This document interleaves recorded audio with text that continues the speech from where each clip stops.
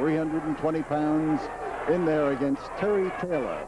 Now on Friday the 13th, the Barbarian will be going after the Mid-South television title, the TV title that is coveted by so many. It's held by Hacksaw Butch Reed, which means that the Barbarian is going to be in for a world of trouble. But then so is Reed. And here you see the Barbarian with a tightly gripped side headlock, and referee Karl examining it and making sure that that is put on there properly. He doesn't like the looks of it, and he's calling to break. Well, the Barbarian has been known to skirt around the rules, but to stretch them as far as he could. And Terry Taylor has always been known for his ability to bounce back after he has absorbed the punishment. And here he is now taking a big man. Oh, man, there was a driving rabbit punch clout, and the receiving end was a bad place to be. With that, and the effort now to drop him on that top rope is highly successful. And you see the Barbarian now putting those huge boots of his to work, and as he will on Friday the 13th in one of 9 matches on the card when he faces Hacksaw Butch Reed. If he lifts Hacksaw up that way, he'll have to be lifting close to 300 pounds. On top is the Barbarian, and here's the count. And Terry Taylor is a hard man to glue down to that canvas. But the Barbarian, with the weight and with those sledgehammer punches of his, you don't see the snap and the precision of a blow, but you see the preponderance of muscle as it comes down and lays in there with weight, covers a big area, covers an area around the jaw, covers an area around the chest and the throat. And believe me, when you have forearms that size, they do cover a lot of territory. But he is pursuing Terry Taylor. He introduces him to the mat there, and you know that this man makes full use of the tremendous amount of power that he has. But then Hacksaw Butch Reed can bench press more than 500 pounds. Now that in itself is a barometer of strength that you just can't ignore. But Hacksaw has the kind of man-to-man strength that he has absorbed in football, that he has absorbed in wrestling, and that he has absorbed against other things other than inanimate weights. And he turns that loose, and he's proud of that television title. He thinks Mid-South TV title is tantamount to any title in the country, and he does intend to maintain it on Friday the 13th when the Barbarian tries to take it away from him. Now remember, this is just one of the battles that will be at the Coliseum. There will be 9 matches on the 13th, and there will also be a wind-up for $10,000 with 4 teams in the same ring on the same night battling for that prize money. So as the reverse chinlock is poured on to Terry Taylor, Karl watching, making sure that it doesn't turn into something illegal, and the Barbarian looking now to score a win on a man who has most of the audience hoping that he makes it. And you see Fergie as he gets close, watches, and you see the way that the Barbarian has him covered. But now as they resume action, we tell you the Barbarian is a tough man to handle.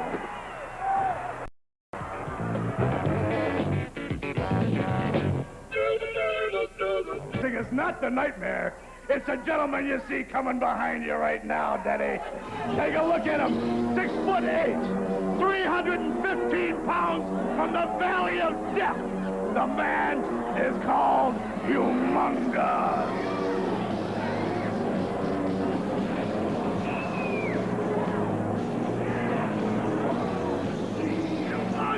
Humongous, that's the man's name right here. Get out of the ring and let the fight begin.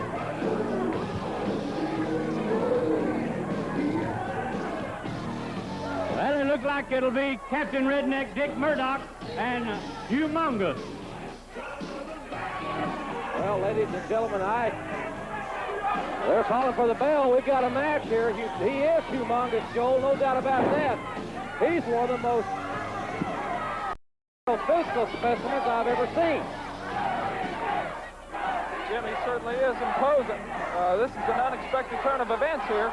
It looked as if Dick Murdoch was about to take on the champion for the North American title. Whoa, look at that. Dick Murdoch tied up with him. Look at the power. Murdoch with a bewildered look on his face, and I'll tell you what, it takes a little sizing up. Murdoch's been in some tough brawls. There you see Sir Oliver Humperdinck. He has really got a find as far as a physical find. In as much as this man's 6'8", as they said, looks to be well over 300 pounds. Well, Jim, Sir Oliver Humperdinck has managed some of the top talent in the wrestling world. Look at that. Murdoch down. He fired away, and that it didn't even phase Humongous. Guarantee those rights and lefts. Broken jaws and teeth and everything else. But Humongous just stood there. Collar and elbow tie-up. Murdoch goes for the headlock. Good strategic move on Murdoch's part there. Off into the ropes, and Murdoch comes with a lot of velocity, but they're both staggered. Murdoch with the elbow. Murdoch with the elbow, and he hit that mask. It looked like that elbow's put down some tough men. That mask seems to, I don't know, Jim. Look at the strength of this man. He's got Murdoch up, and Murdoch weighs well over 270 pounds. Jim, this man is unreal. Oh, that headbutt right on the Murdoch down on the floor. Humongous, brother, humongous. That Humongous, he headbutted Murdoch with that headgear, that unorthodox gear. Right in the, Murdoch right in the face, and here comes Humongous right after Murdoch. Oh, he chopped him right to the forehead. He's hammered away, and he's opened a laceration over Murdoch's eye. Oh! This man is phenomenal. Vicious. He's still attacking him on the floor. Karl Fergie trying to break it up. Karl Fergie trying to break it up, and oh! Murdoch has really been lacerated severely. He's press slamming Murdoch back into the ring. My goodness, Jim, this man is powerful. I have never seen anything like this specimen. Never in wrestling have I ever seen anything like this. Humongous. Oh! That flying headbutt, and Murdoch is severely hurt. Murdoch has been deeply lacerated, and Humongous now into the Shinnomaki. Humongous has got Murdoch, and Murdoch is in so deep trouble. Dick Murdoch. This is stunning the crowd. The crowd is hushed. They can't believe what they're seeing. Dick Murdoch being virtually manhandled by this phenomenal athlete. Karl Fergie checking the arm. That's twice. If he goes the third time without a response, he calls it. No!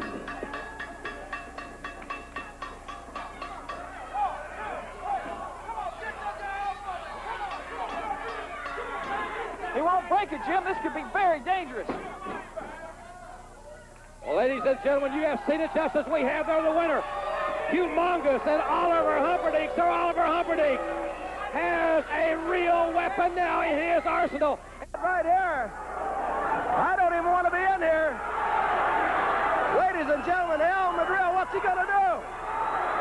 Madrill, Rapido, Rodriguez, and myself, we're spot. They have him up. Oh, there's a super ball driver. Gordman came off that rope. What's the matter with you guys? Hey! What's the matter with you guys? Get out of here! Madrill, Black Gordman. Ladies and gentlemen, Mr. Guerrero is down. He is out as Black Gordman and Madrill with a super power driver here. Here comes Big Bubba into the ring. Bubba, be careful. Don't move him now. Get the doctor, you know. Be careful, Dr. Bowman. Dr. Bowman. I know Dr. Bowman is around here somewhere. Let's see if we can get him. Bubba, be careful. Father, man. Be careful there. Don't move him because he was power drive. Dr. Bowman. Dr. Bowman, we'd like to get you into the ring here in just a moment. Dr. Bowman is here. He's an attending a physician for all of Texas All-Star Wrestling matches in the area, and he is now checking the neck. Oh, Mr. Guerrero, be careful. He's checking now the eyes, and he's checking everything here. Dr. Bowman is checking the arm. He has not moved him, Dr. Bowman. We better get an ambulance here for him right away.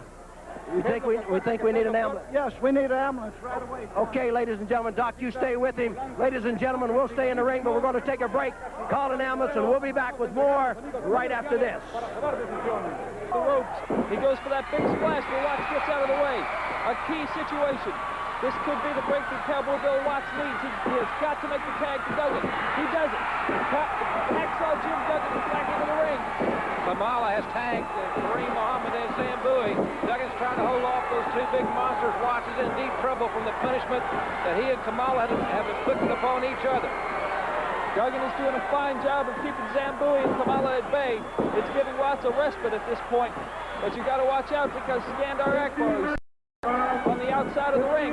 There they fire Duggan off, and Akbar pulls that top rope. Hacksaw Jim Duggan goes crashing down to the concrete floor. As Akbar picks him up, you can see on the outside as he runs him into the post. But Watts is back in the ring, and he's trying to fight off Kareem Muhammad and Kamala. He's got him going with rights.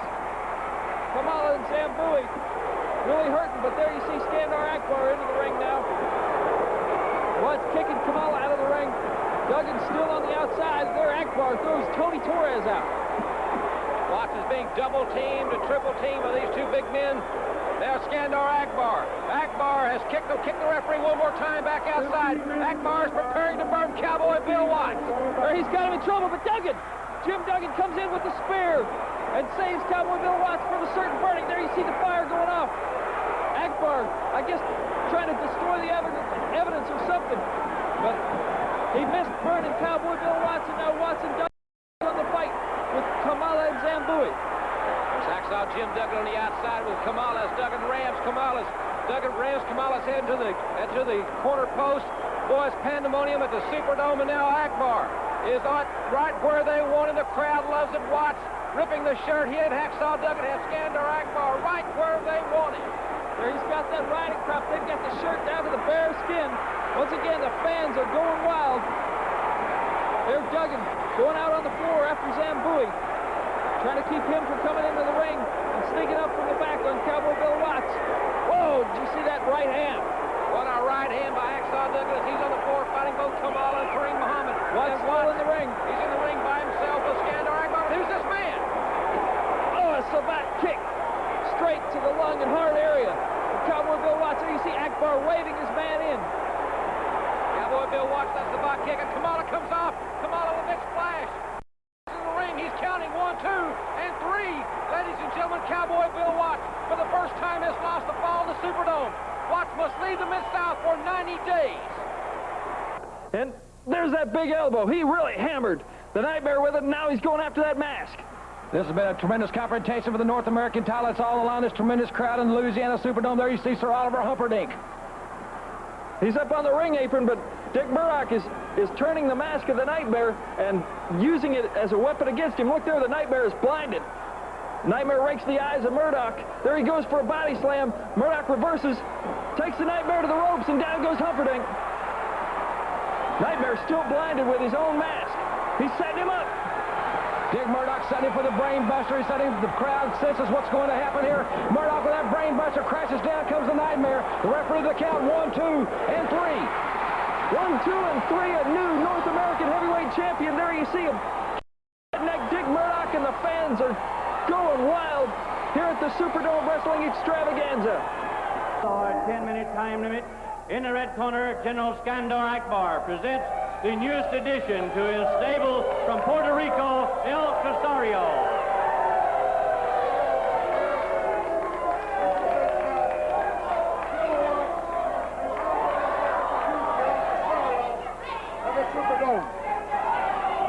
And now I would like to take this opportunity to show you a demonstration and also to let all of you people know that this man is the pinnacle of success in martial arts, and he will add an even greater dimension to my army, my stable, Devastation Incorporated. And bear with us now as we show you an awesome demonstration of what El Casario can do.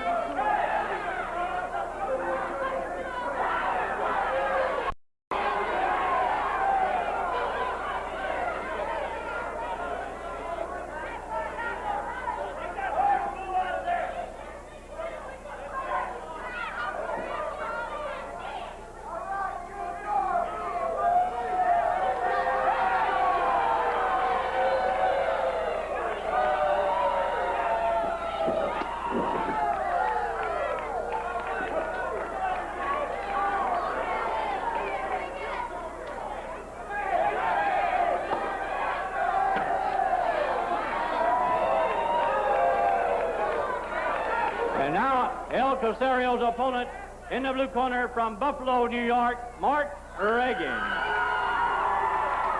Well, ladies and gentlemen, we're ready to get after it here on Mid-South Wrestling. A very impressive display of martial arts by El Casario. And I hate to say it, but it certainly looks as if General Skandor Akbar has found another one. We saw El Casario make his debut in the Superdome, and those chops and those feet, we have said many times, lethal weapons, but this is indeed one of the most devastating men I've seen in quite some time. And what a kick. Flesh to the jaw, Jim. He pulls Reagan up. My gosh. Body slam. Karate thrust to the throat. This man is vicious, Jim. He certainly is. His hands and his feet. He destroyed those boards and those chops. You can hear it echoing all through the Irish Neil Boys Club as Mark Reagan trying badly to fight back. Reagan with a chop of his own, but it's to no avail. This man is awesome.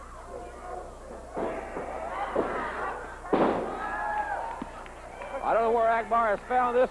There you see General Akbar. He has that karate chop right to the throat area. Mark Reagan, he's a gallant, that's a very gallant young man, but this man, El Casario, is a walking weapon, and Reagan's trying to fight back, and he is. Reagan goes for the arm whip. Casario. Oh!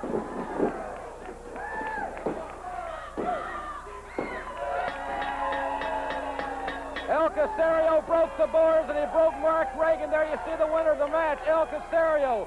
Akbar has found another, and we'll be back with more Superdome highlights and a look at a double tough tag team combination. Right after He's putting him out. But meanwhile, Dr. Death and Ted DiBiase are double teaming. Jake the Snake Roberts and the Barbarian can't take it anymore. all four men in the ring at the same time. Bruiser Bob Sweetan, the special referee. Remember, this is inside that steel cage. No disqualification for the Mid-South Tag Team titles. And the Barbarian is really working over the Tag Team champions. He's got him at bay. The Snake is trying to gain some oxygen back. What a collision. The Barbarian and Dr. Death hard off the ropes. This is the end of a grueling match. Jake the Snake Roberts pulled his boot off. And there Ted DiBiase threw him into Bruiser Bob Sweetan. Jake the Snake Roberts is practically unconscious. He suffered a lot of punishment. What's DiBiase doing? DiBiase going to his tights. He's got some kind of foreign object. Ted DiBiase there. DiBiase has thrown powder into Jake the Snake Roberts' face. It's blinded Jake Roberts. The powder right into the face of Jake the Snake. Jim, I think at this point that could have possibly been a tactic that Ted DiBiase got from Cowboy Bill Watts. But Jake the Snake with a DDT on the Barbarian. His own man, he was blinded. He didn't know who it was. We got Bruiser Bob Sweetan going over, looking over the axe. There's bodies all over this ring. Remember, ladies and gentlemen, as I said, it's for the tag team titles, and there you see Ted DiBiase looking over Jake the Snake Roberts. He's had that glove and nailed him right into the head. But Jim, look, he's got it loaded up. He had a loaded up glove, and he hammered Jake the Snake Roberts with it. There you see Roberts deeply lacerated. The Barbarian coming to help his partner. But Dr. Death, you can see him adjusting that arm brace in the background. Dr. Death, Steve Williams, that loaded arm brace, and he really nailed the Barbarian. Ladies and gentlemen, this match is so physical. There you see Dr. Death throwing the Barbarian out right into the steel cage. Now we've got 2-on-1, the champions in the ring. That arm brace is still loaded up, Jim. You got to remember it. Oh, look at the punishment that Dr. Death is unleashing on Jake the Snake Roberts. How much more can Jake the Snake take? Dr. Death, it looks like he was going to the ropes there. Ted DiBiase still on Jake the Snake, but here comes the Barbarian. The Barbarian throws Dr. Death all the way off that top rope. DiBiase with a wild... The Barbarian with an atomic drop. And the Barbarian and Jake the Snake Roberts are slowly turning the tables in this championship encounter. But here comes Dr. Death right back, and Dr. Death has the full Nelson on the Barbarian as Sweetan checks Jake the Snake. DiBiase went to load up that glove again, but he dropped it. And Jake the Snake with the DDT, and the fans are going wild. Jake the Snake has got Ted DiBiase pinned with a lateral press. He's trying to get Sweetan's attention, but Sweetan looks as if he's ignoring him. Sweetan has just nailed Jake the Snake with that boot, and the Barbarian following in kind. But remember, Dr. Death's got that thing loaded now. Sweet Tan has turned the tables. What is going on here in the Superdome? That heavy boot. Dr. Death has got DiBiase on top of Jake. 1, 2, and 3. The referee has counted them down. Controversy surrounding this tremendous situation. The titles are still at home with DiBiase and Dr. Death, but we haven't heard the last of this situation. 10. One fall with a 10-minute time limit. In the red corner, the rugged duo of Bruiser Bob Sweetan and Dr. Death Steve Williams. And across the ring, their opponents, Dale Williams and Mike Nichols. Your referee, Tommy Gilbert. Tag team action here, ladies and gentlemen, on Mid-South Wrestling. Thanks very much for being with us. Jim Ross and Joe Watts at ringside as we get ready for tag team action. Dr. Death Steve Williams and Bruiser Bob Sweetan. In effect, they are the tag team, Mid-South Tag Team champions. As we heard DiBiase's statement giving Sweetan power of attorney to represent his team. Of course, Sweetan is no stranger, Joe, to the Mid-South rings. One of the toughest men ever in this area. As a matter of fact, Jim, he held the Mid-South Brass Knucks trophy longer than anybody in Mid-South history. Dr. Death there with a vicious headbutt. Oh, what a kick.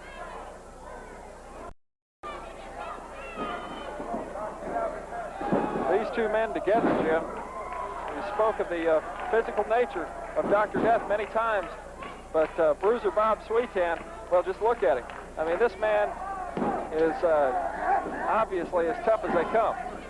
He looks like you could hit him with a truck and it wouldn't faze him. I'm telling you, Bruiser Bob Sweetan is as tough of an athlete as they come. I've watched many tapes on him, and he's certainly an international contender. And I think that's why DiBiase is so confident that Sweetan can hold up his half of the Mid-South Tag Team Championships. Well, he certainly lends that experience and knowledge and expertise that DiBiase has. And in DiBiase's absence, I can't see where this team is going to be lacking in anything. They've got two rugged men, Dr. Death and Bruiser Bob Sweetan. They will complement each other very well as the tag is made. And Dr. Death ready to meet the challenge. Ooh, that clubbing right hand. And it found a home, Dr. Death. He's got him up, There's Jim. a tag. They made the tag, Joel. There's a vicious backbreaker. Sweetan off those ropes. Whoa! Bruiser Bob Sweetan with that velocity coming off the ropes, and he planted a knee deep into the sternum area. And a tremendous victory. Dr. Death just decapitated another one, ladies and gentlemen. This is a rugged duo, and we'll be back with Al Perez versus the Nightmare right after the Minute time limit. And in the red corner, Hold it. I'd like to introduce to everybody the cornerstone of the newly reformed House of Humperdinck, my good friend and protege, the Nightmare. and across the ring at 235 pounds in the blue corner from Tampa, Florida, Al Perez. Al Fergie, your referee. Great hand going out for Al Perez, ladies and gentlemen, here at the Irish Neal Boys Club as referee Karl Fergie talks with Sir Oliver Humperdinck as Fergie calls for the bell. This should be a great battle, Joel, as we see Humperdinck and the Nightmare going over last-moment strategy. Jim, I think one of the important things about the, you can hear the fans out there saying, you ain't got no belt. The Nightmare, of course, we saw earlier in the hour. If you weren't with us, we saw earlier in the hour Captain Redneck Dick Murdoch defeated the Nightmare for the North American title in the Superdome. And, of course, one thing that stuck out in my mind was the fact that Captain Redneck Dick Murdoch used the Nightmare's own mask against him. He turned it sideways and therefore blinding him, which helped set up for the Brain Buster. An interesting strategy. There he goes for the armbar and twist on Perez. Turns it into a hammerlock. Perez goes for the snap mare, it looks like, but he into the top rope reversal. Beautiful move by Perez. Certainly was, and ladies and gentlemen, please stay with us. We've got a very exciting hour coming up. Mixed tag team match. Little man, big man coming up just a little bit later in the hour here on Mid-South, so stay with us as we see Al Perez going to work on the Nightmare. And obviously a larger man, and Perez is, well, I think Al Perez has got one of the great futures in professional wrestling, Joel. We already know the caliber of the athlete that the Nightmare is, but Al Perez, oh, the Nightmare took a short shot. A little cheap shot on the ropes, and the Nightmare Trying to open it up now on Al Perez.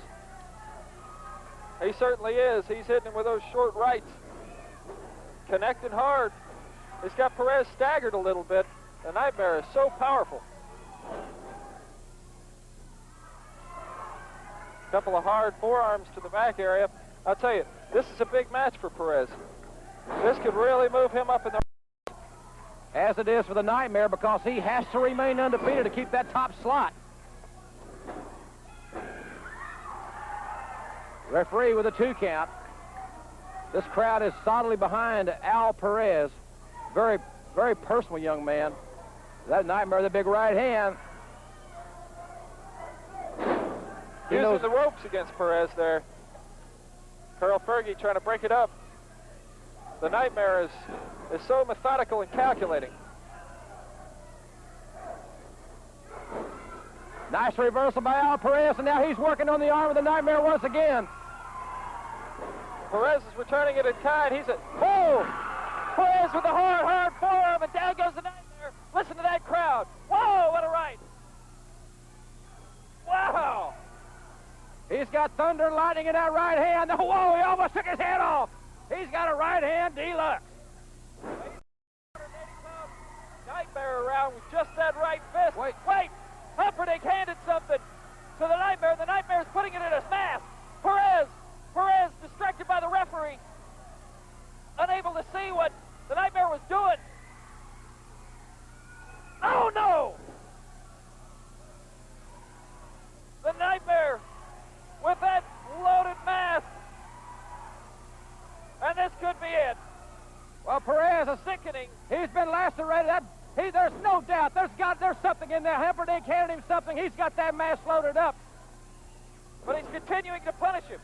He hasn't gone for the fall yet. He's continuing to punish the laceration. Perez trying desperately to fight back up to a base. He is in a bad way. The Nightmare has opened a deep laceration on the forehead of Al Perez. Yeah! Perez connects with the right. He sets him up and gets him another. And another.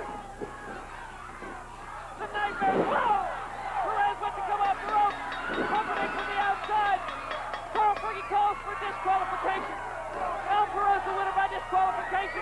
But he's still lacerated and he is in a bad situation. The Nightmare about to come off the second rope. Humperdinck goes to referee. The Nightmare misses with that loaded mask off the second rope. Both misses. Coming to their feet slowly. Whoa! Perez is unloading those right hands, and then the drop kick that found a home. And the Nightmare is going for high ground, and Humperdinck is going there with it. Perez was lacerated, but he fought like a tiger. There's the winner of the match by disqualification, Al Perez. And we'll be back with Humongous after this for the Mid-South Network. Time limit. In the ring, in the blue corner from Chattanooga, Tennessee, Pat Rose. And his opponent, who hails from the Valley of Death and who works exclusively for the House of Humperdinck, Humongous.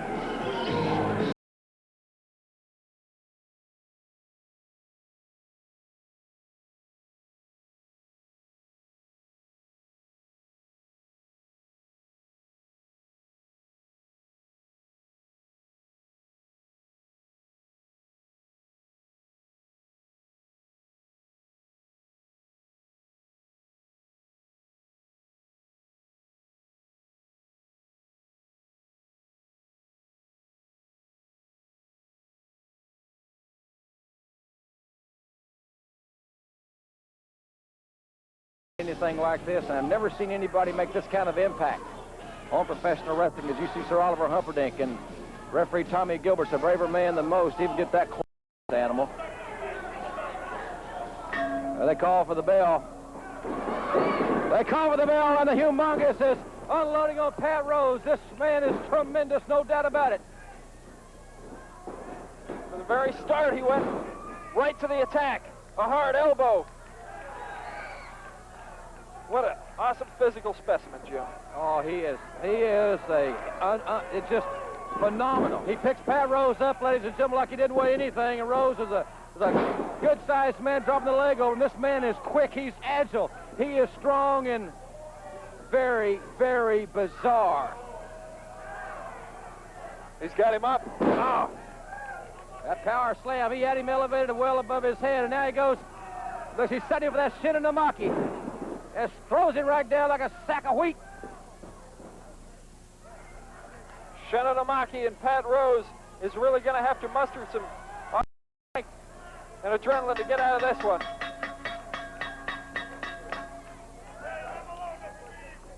Well, the referee's going to have to.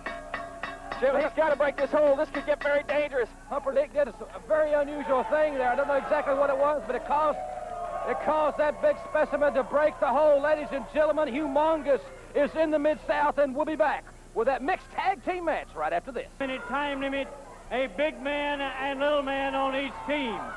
In the red corner, the team of Superstar Dundee and Little Tokyo. And across the ring, Wendell Cooley and Little Coco. Your referee, Karl Fergie. Well, ladies and gentlemen, this should certainly have a quick pace. Very unpredictable. Big man, little man confrontation. Not only does the wrestling strategy have to be altered, but the officiating. Oh, Cooley with a couple of quick arm drags. He stuns Dundee with him. Dundee complaining about the hair being pulled. Jim, I can't say that I saw that particular rule infraction. I think basically he didn't pull his hair. I think that's why, you know, Dundee take a shortcut every now and then, as you saw just there. Superstar Bill Dundee. Front face rock. Little Coco comes up and slaps Dundee. But Dundee is hot. Well, I think Little Coco certainly got Dundee's attention. You see Dundee bowing and communicating, I guess, with Little Tokyo. Wendell Cooley follows in kind with Superstar Bill Dundee. Well, Dundee and Little Tokyo had it worked out, but it didn't work out. Well, there's a little talk, but perhaps Dundee didn't communicate as well with Little Tokyo as he had wanted. Things are not going extremely well for Superstar Bill Dundee at this point in time. Now, Cooley made the tag. That was what I was going to say about the officiating and some special stipulations here. When the little guys tag, the big ones come in, both big ones have to come in, vice versa. This Little Tokyo is just cooking. Well, these guys, they have one gear, and it's fast. Nice drop kick by Little Coco. Little Coco, I've noticed, is extremely quick and mobile. Both of these men, of course, very quick, but Little Coco can really motor. Whoa! Hard chop. There was a tag. Tag was made. Now, the referee has got to get Cooley. Now, Dundee's wanting to get it, Little Coco. Referee Fergie. The referee goes out and look at Dundee. Oh! Still Dundee. Can you imagine this situation? Dundee slamming Little Coco. Here comes the fantastic.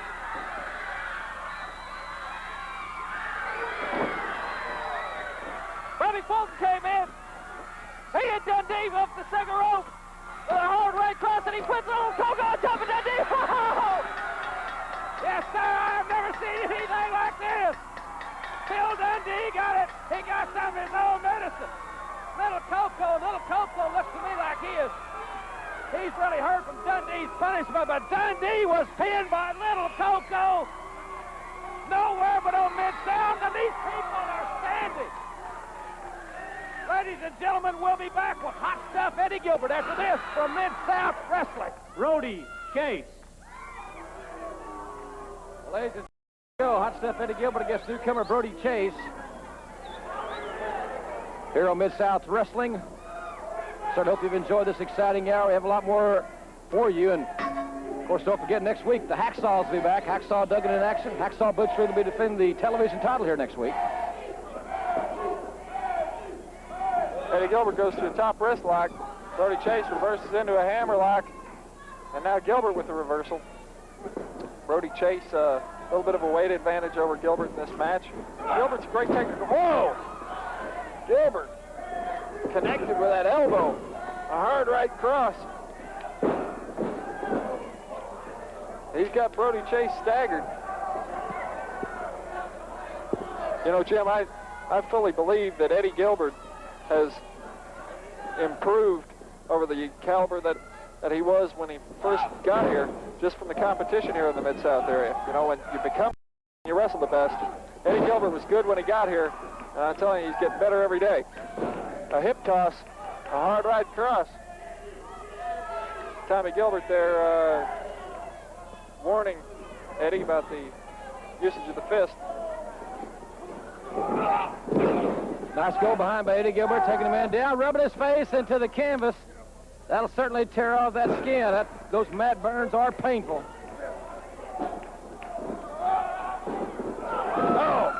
Gilbert fires him in and hits him a knee. Deep up in the chest and jaw area. Body slam. Gilbert to the second rope. Oh! Hard knee off that second rope. And we've got a 3 count. Eddie Gilbert with a great victory here in Mid-South Wrestling. Controversial moments of that steel cage battle that took place for the Mid-South Tag Team title and belts between the Guerrero brothers.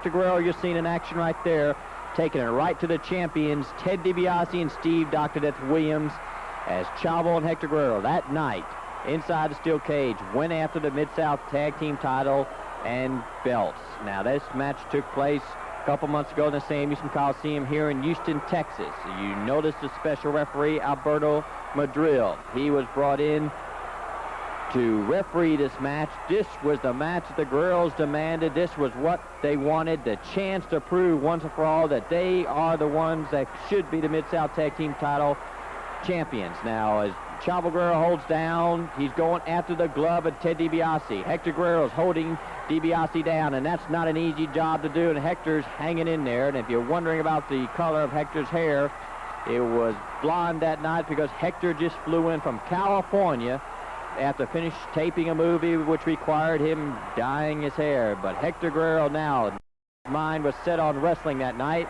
and Chavo Guerrero used that glove on Ted DiBiase, that same glove that DiBiase has used for a long time in the Mid-South Wrestling area. And now he hauls off and slugs Steve Dr. Death Williams in a tremendous crowd at the Coliseum that night as they started rooting the Guerreros on because they could sense it. You could feel it in the air in the Coliseum that the Guerreros were coming close to beating the champions and winning those belts. And what an upset that would have been. Chavo now following up what Hector started against Steve Dr. Death Williams. Alberto Madril now trying to restore some kind of order, but when you have a match inside a steel cage and no disqualifications, it puts the referee in a powerless position. Dr. Death now sliding outside the ring, still can't get away because he's inside the steel cage. DiBiase's out. Now Madril is demanding that Chavo give the glove, and Chavo gives the glove to referee Al Madril. Chavo now setting up DiBiase and back. Suplex, and now we got Chavo on top. And Madril now, as Chavo's a little bit shouting at him, feels like he's taking a little bit too much time in counting down DiBiase. We saw it. Madril was trying to be extra careful. That was his side of the story, but Chavo is now explaining to Madril that he felt that he was just given a slow count, that they should have won the belts right then and there. Chavo now goes back to DiBiase. And Chavo back on top, but there's no Madril to count down DiBiase. Chavo now looking for the referee Madril. He finds him, and he finds Madril with that loaded glove and that right fist of his.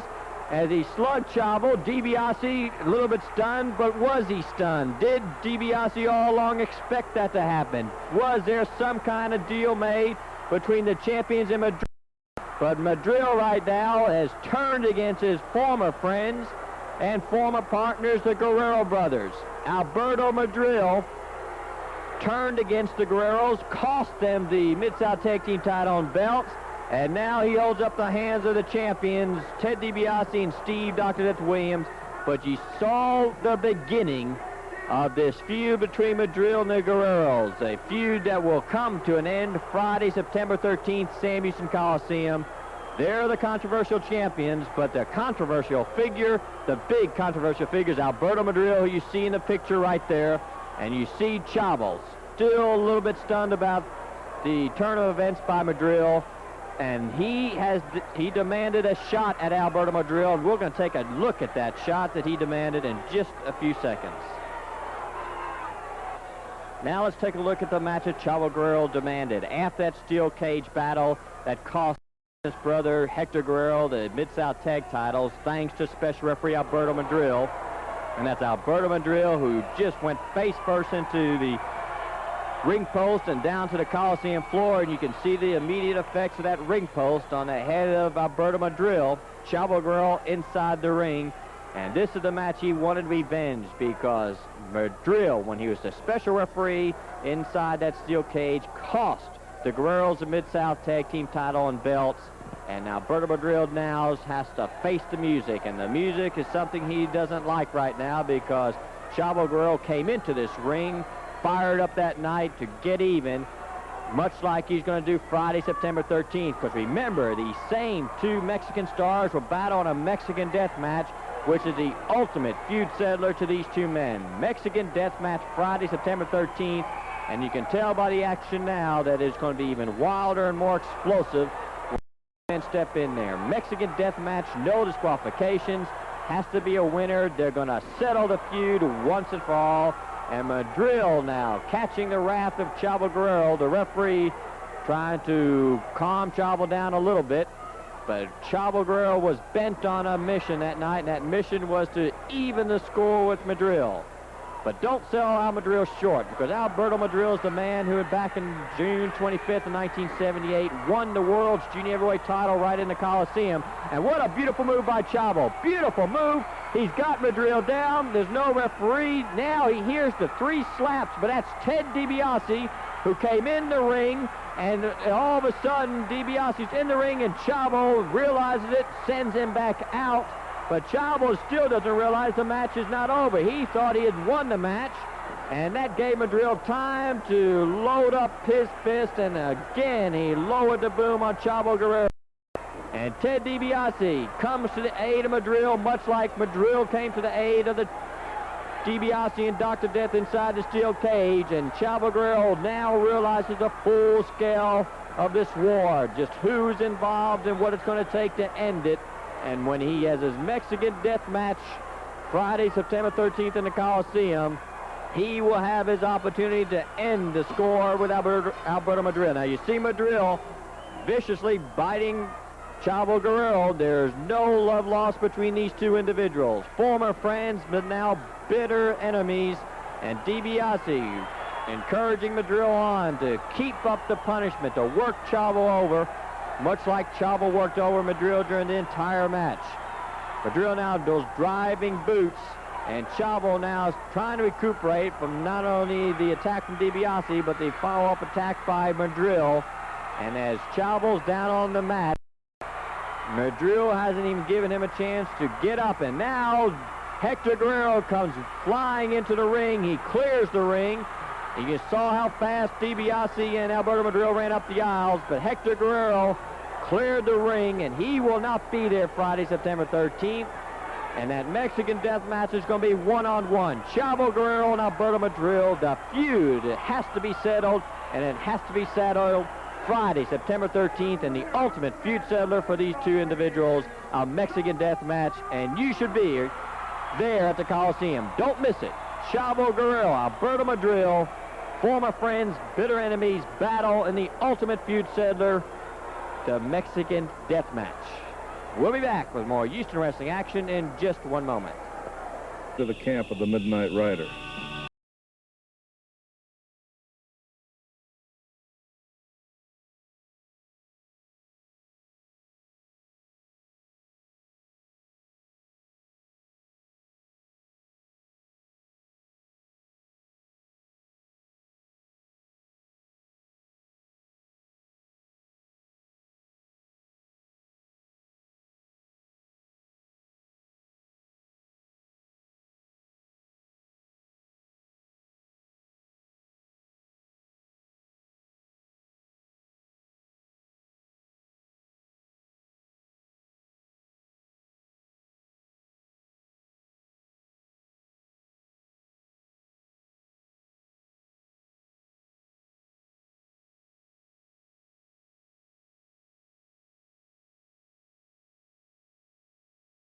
Well, as I said, a most unusual piece of film, ladies and gentlemen.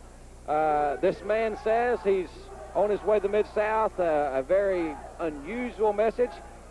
I think that we could very easily see some fireworks in the near future. Be that as it may, we're ready for our first match. It's going to feature Hacksaw Jim Duggan. Let's go to ring announcer Boyd Pierce. This event, one fall or 10-minute time limit. In the red corner, at 275 pounds from Alaska, Mike Scott.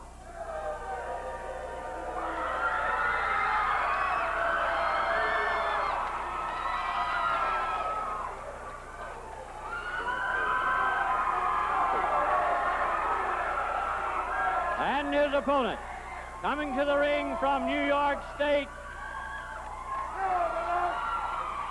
Hacksaw Jim Duggan. Your referee, Karl Fergie. Well, Hacksaw Jim Duggan, one of the most charismatic and popular athletes ever to grace the squared circle in the Mid-South area, against a 275-pound opponent in a raw bone Alaska, Mike Scott, Hero Mid-South Wrestling. Collar and elbow tie-up. Duggan is matched pretty much equally in weight with this man. Both men sizing each other up, and it is that takes some time. Duggan stomps that foot, starts churning that momentum.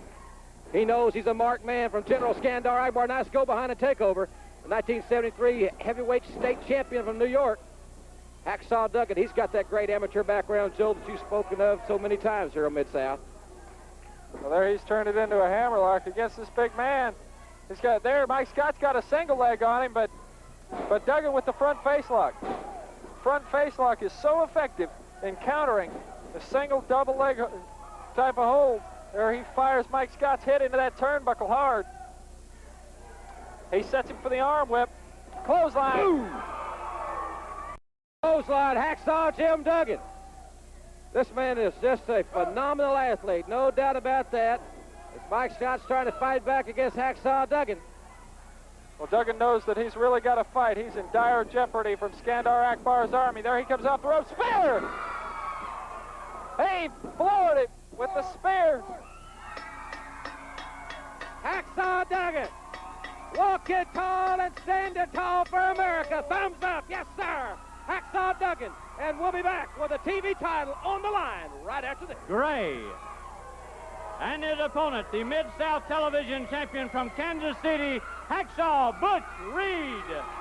Your referee, Tommy Gilbert.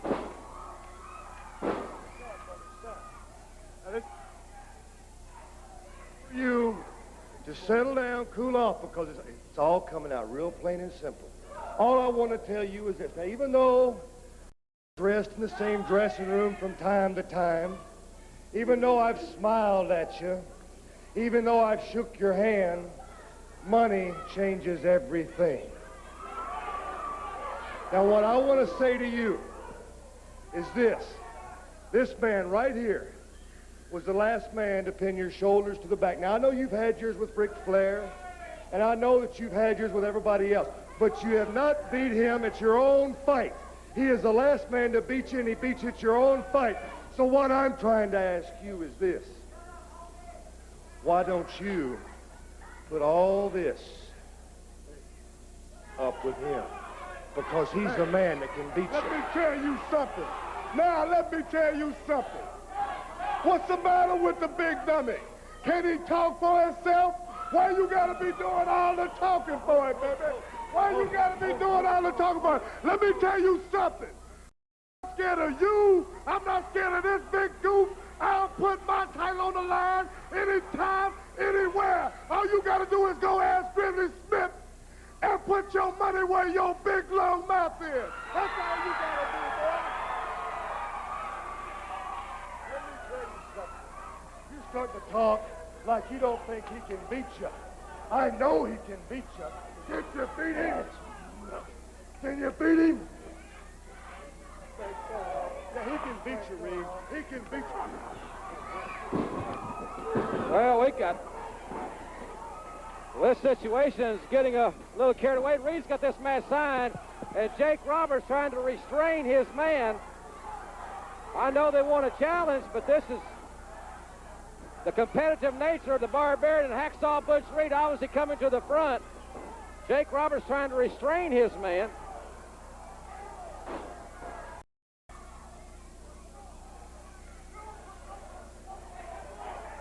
Well, I can hear Jake Roberts, Joel. He does make a little bit of sense. He said, we're not going to have the match now because it's not been signed and they want the title up, which does make a little bit of sense out of this situation. Everybody wants to win a title. Everybody has goals. And the Barbarian wanted to get Hacksaw Reed's attention in regards to the television championship. He certainly did so, in kind, I would say. Well, there was a lot of truth to what Jake the Snake Roberts was saying about the Barbarian and Hacksaw Butch Reed's confrontations in the past. Barbarian certainly way up there in contention, of course, for the TV title. I imagine Grizzly Smith will sign the match eventually. Collar and elbow tie-up. Both men to the ropes. Butch Reed with the arm whip on Jerry Gray. Jerry Gray, much improved here in the Mid-South area. This is a big chance for him. We can't discount his abilities. He's a fine technical wrestler. He's been putting on some weight in the gym, but of course, I don't think that he can match strength for strength with Hacksaw Butch Reed, and frankly, there are not very many people who can. That's exactly right, and Jerry Gray may well have wished that Jake Roberts, the Barbarian, not come to the ring, because Reed is certainly motivated for this situation. Right hand, soup bone. That's soup bone, and the people here at the Irish Mill Boys Club, they like those soup bones. I don't think Jerry Gray's too fond of them, as Reed's got that front face lock. Boy, Joel, this hold here, you've explained it so expertly so many times, but when Reed wraps those massive arms around you, it adds a whole new dimension to that maneuver. Oh, definitely, Jim. With those big forearms, he can really get a lot of leverage on the chin. Jerry Gray hitting Reed with right crosses, but to no avail. Reed elevates Gray out of that turnbuckle. Gray gave up on trying to have a wrestling match. He turned it into a boxing match, but that didn't work either. Come on, Barbarian. Now Reed is really putting the punishment to Gray.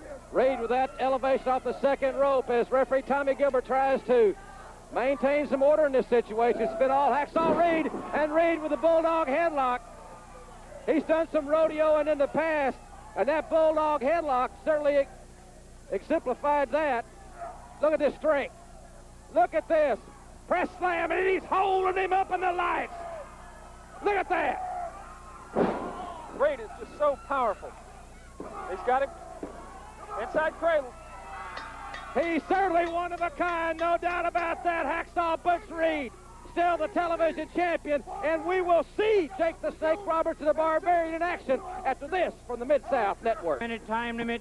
In the red corner, the team of the Bruiser and Karl.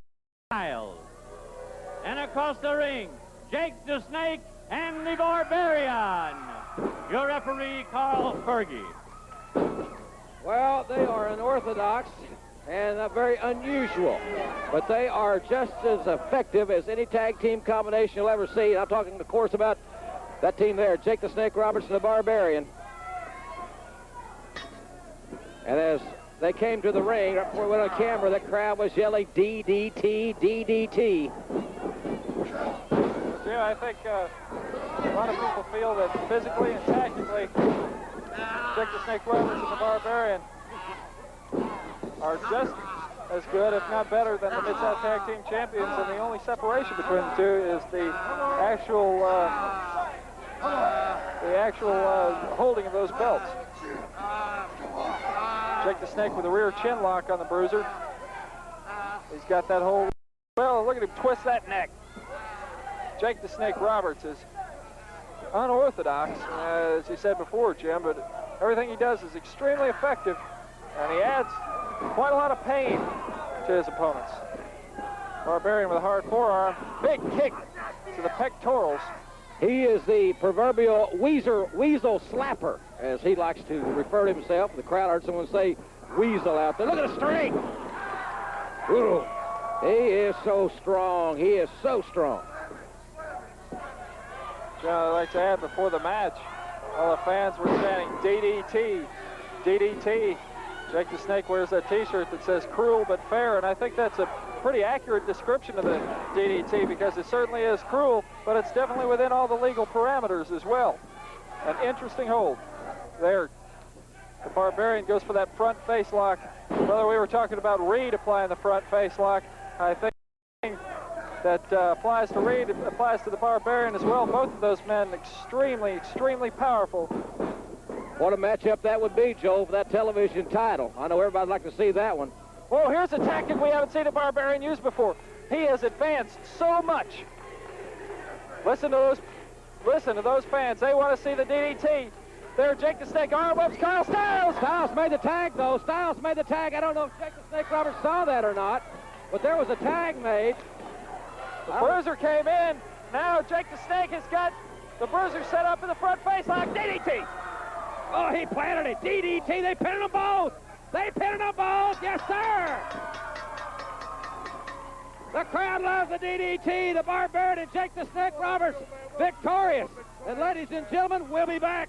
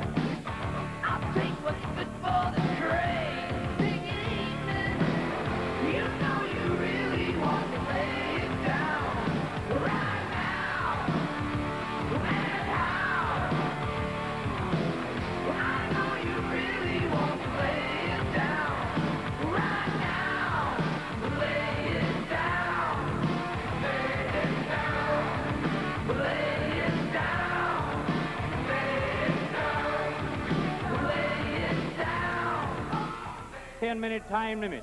In the red corner, the team of Dr. Death, Steve Williams, and Bruiser, Bob Sweetan. Their opponent, Mark Reagan and Wendell Cooley. Your referee, Gilbert. There you see the Mid-South Tag Team Champions, Bruiser Bob Sweetan, closest, and he'll be starting the action.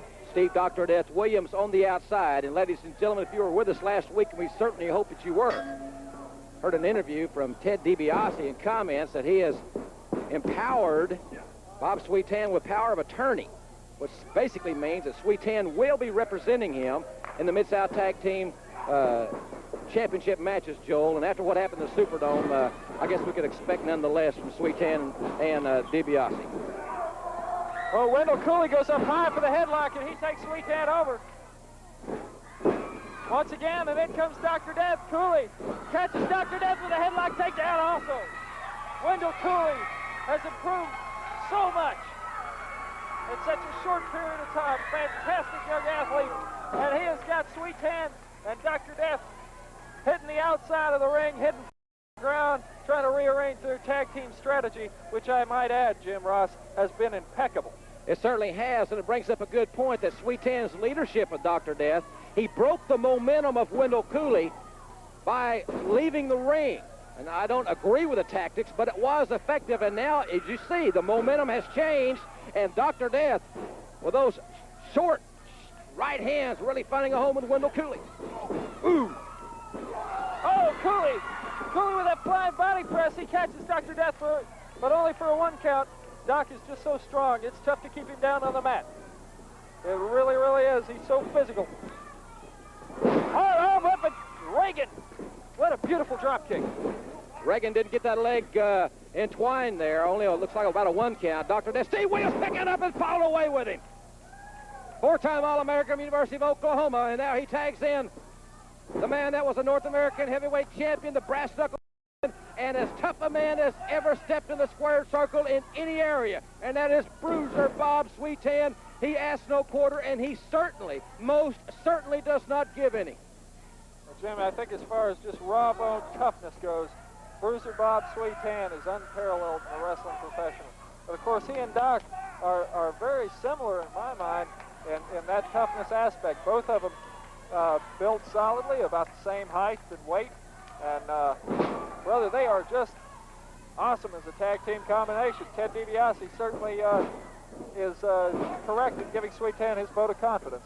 Well, Reagan broke the maneuver, and Sweetan quickly tagged out, showing his experience once again. At Dr. Death, they have initiated the attack on the back of Mark Reagan.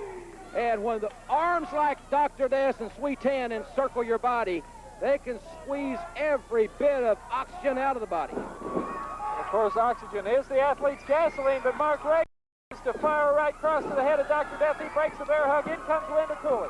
And Cooley is on the track. He knocks Dr. Death down. Both a right cross and a trip. Oh! Cooley went to elevate Doc, but Doc, even though, don't let that physical structure fool you. He is extremely, extremely quick. The man does several miles of road work each and every day, and it's just unparalleled for helping your quickness. Sweetan now kicking away viciously. This man is very sadistic, ladies and gentlemen. As you see the referee and Sweetan doing all this on the perimeters of the rules. And now Sweetan working the arm. Look at him, Joe. He's got that weight on top of his opponent. Really, a real excruciating arm bar. Trying to dislocate the shoulder, no doubt. Fans really getting behind young Wendell Cooley. They're kicked to the chest. I'll say this, Sweetan and Dr. Death for not working with each other for no longer than they've worked with each other. They're tagging in and out very crisp. Their timing is very good. As I said last week, I don't think that they lost anything with DiBiase going to Japan on personal business, and that's not to say anything negative about Ted DiBiase. Bob Sweetan is an excellent athlete as Wendell Cooley's fighting back against Dr. Death Steve Williams. Well, if you notice, they have really busted Cooley's lip. These two men are extremely physical. Cooley bleeding from the mouth and trying to make the tag to Mark Reagan. Dr. Death with a kick. He stops Cooley's momentum, and in comes Sweetan with the elbow. There's a hard knee. Of course, we saw him defeat an opponent with a knee because he had a lot more velocity coming off the ropes in doing so. Ooh, he buried that kick right under the arm. They've worked on the arm of Cooley. Their strategy is solid, Joel. Their game plan is very sound. Again, we see the tag. Well, Jim, as you said before, I don't think that they've lost that much momentum by losing Ted DiBiase because Sweetan is so tough and he's such a great tactician. He's a veteran of the ring and he is a great thinker in the ring. Doc off that second rope and Cooley catches him. He pulls the knees up and Doc really cut it in the midsection. He cut it right in the midsection, and now Cooley, this is the break he needs. A key move, he gets the tag into Mark Reagan. Reagan in, and he hammers Doug with a couple of right crosses. Cooley still staying in the ring. He has got a lot of punishment to return in kind. Sweetan going out through the second rope, but Sweetan not quite connected with enough. Reagan goes over Dr. Death, and Sweetan connects. With that karate, it looked like a karate right in the throat. The referee had to put Cooley out. Sweetan got him in the karate, and look at Doc set for the Oklahoma. Oh! Dr. Death Steve Williams with that Oklahoma Stampede, and nobody gets up from that one. The Mid-South Tag Team Champions victorious, and we'll be back with more after this from the Mid-South Network. Time limit. In the red corner from Melbourne, Australia, Superstar Dundee. And from Tupelo, Mississippi, in the blue corner, Dale Williams. Your referee, Karl Fergie. Superstar Bill Dundee, there you see him taking off that bright pink ring attire. And bright is looks like fluorescent pink. Dundee really, his facial expression when he first walked to the ring, Joel, still smarting from the embarrassment that he was inflicted upon him last week as he was pinned by Little Coco, one of the top midget wrestlers in professional wrestling. Jim, I might add that that's the first time in history that a full-size wrestler was ever pinned by a midget wrestler. It's Dundee with that great ring attire. I know for a fact that that particular attire was extremely expensive. There, Superstar Dundee with the spinning toe hold.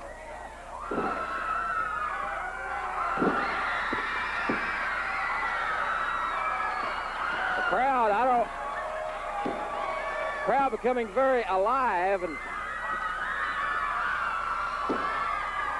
back at the match at hand. Well, we can see why, as Bobby Fulton, one half of the Fantastics, is coming to ringside. Superstar Bill Dundee now notices him. Well, you see the bottom of the screen, the very bottom of the screen, you can see Bobby Fulton there. There's Bobby, one half of the Fantastics. Outstanding combination. And Joel, the Fantastics have certainly had their share of troubles, as has Dundee and Dutch Mantell. Dundee with a nice takeover there, and the lateral press just about had Dale Williams. A few words between Dundee and Fulton. Confrontation between those two men really heating up.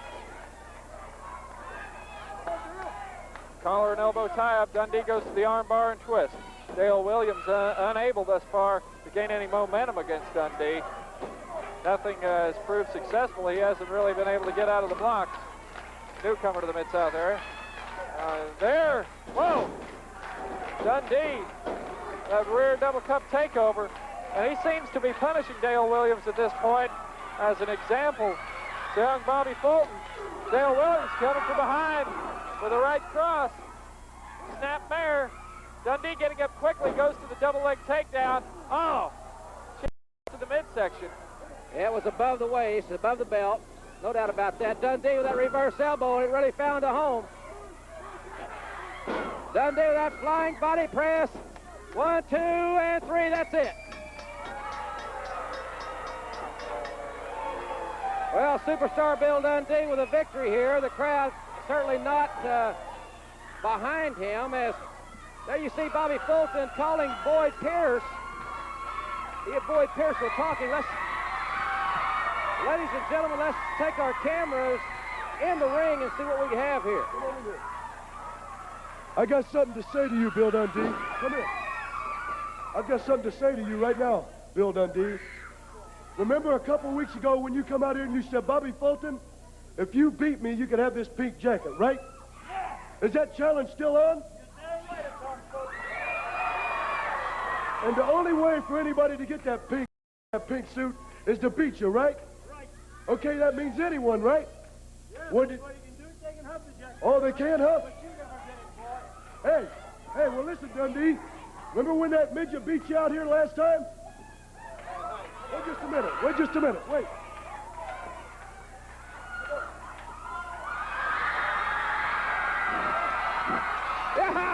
Yeah, look at this.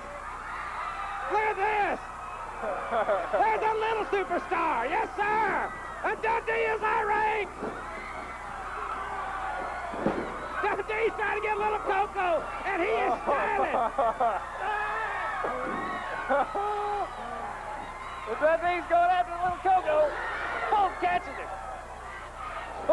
him. But here goes Dirty Dutch Mantell from behind. Look out, Bobby. Dundee and Dutch are double-teaming Bobby Fulton. The crowd is standing. Oh, we've got a Pierce X brawl. Here comes Tommy Rogers. The referee goes flying. Mantell and Dundee are leaving the ring.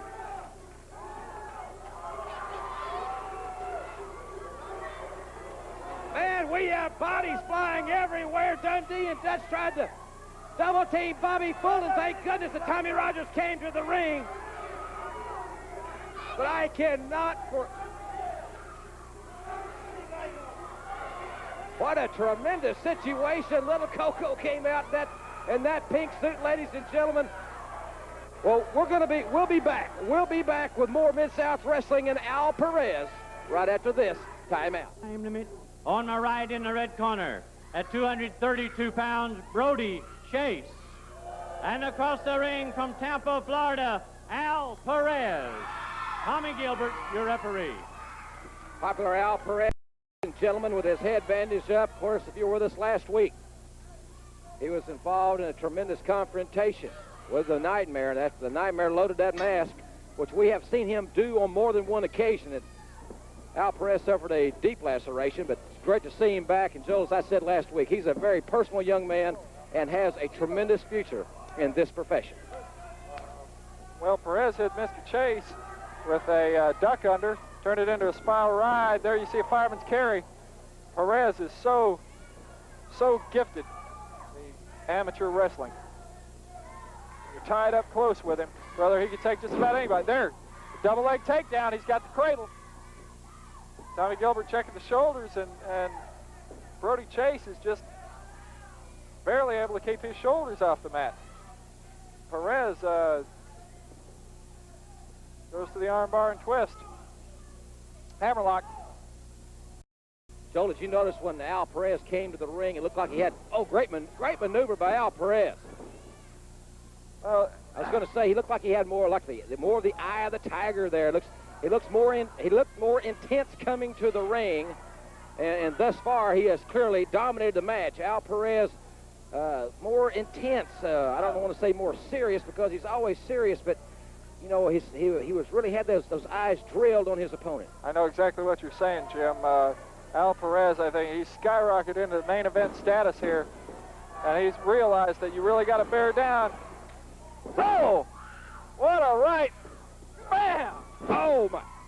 Well, I tell you, that's that right hand. There's not a more devastating right hand in wrestling, and he had that hand taped up, and it went for the kill, and he found a home.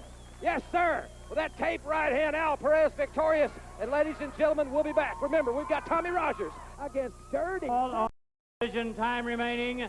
In the red corner from Altroff, Texas, Dirty Dutch Mantell.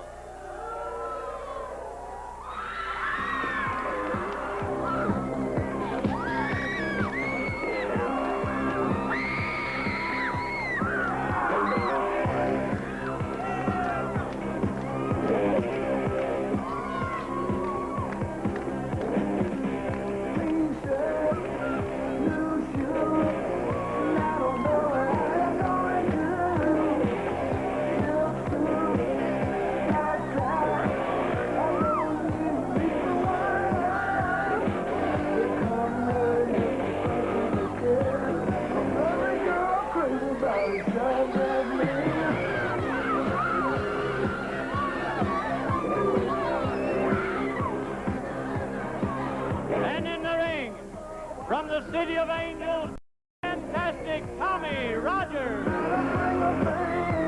Ladies and gentlemen, there's a bell. The referee's calling for the bell, and we've got action, and this one should be in high gear.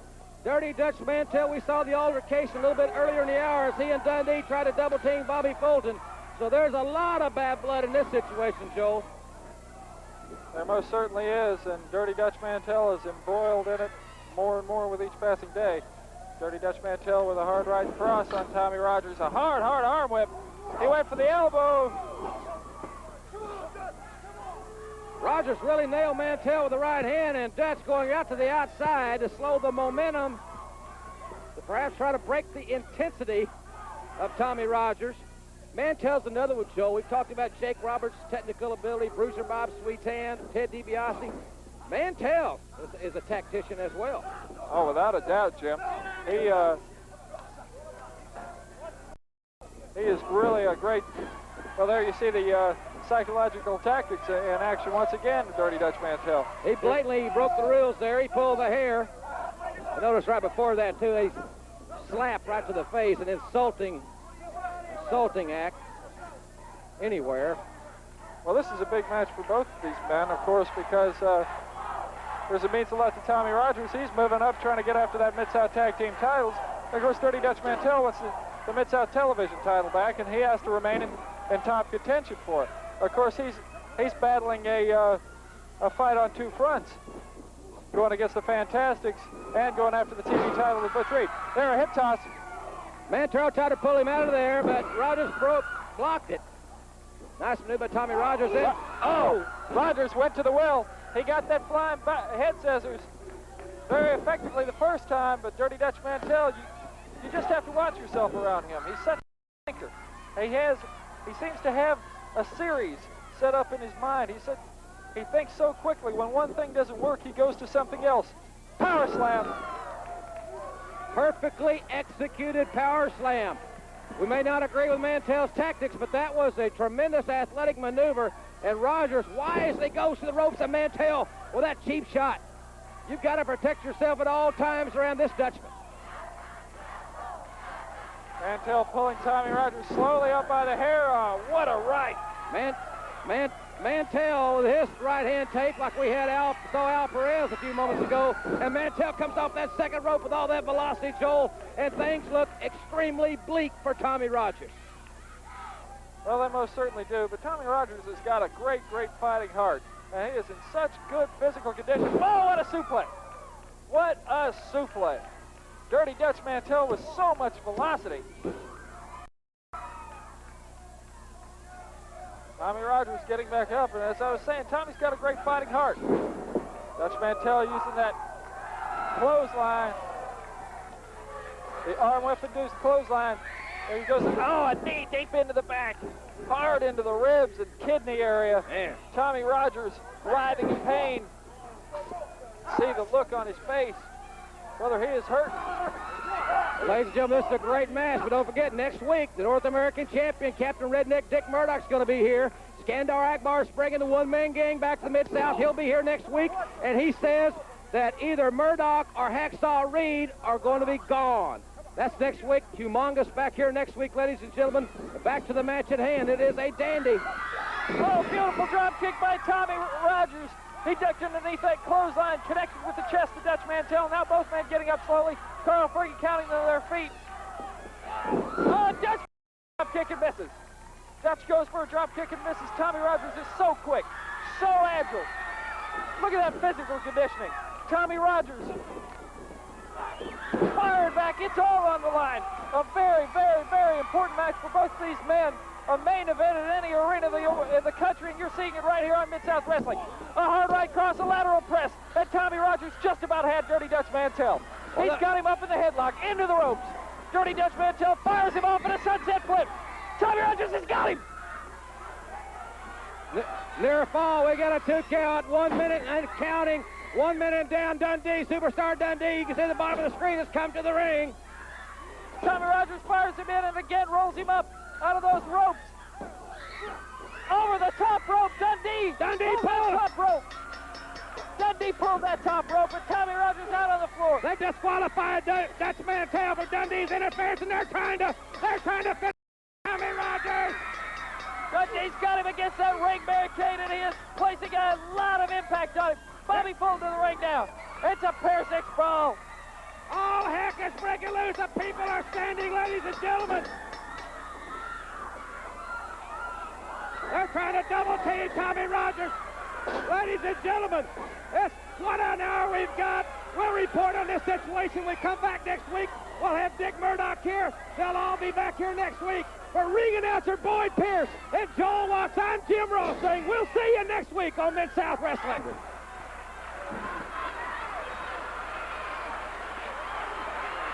There's the pounding.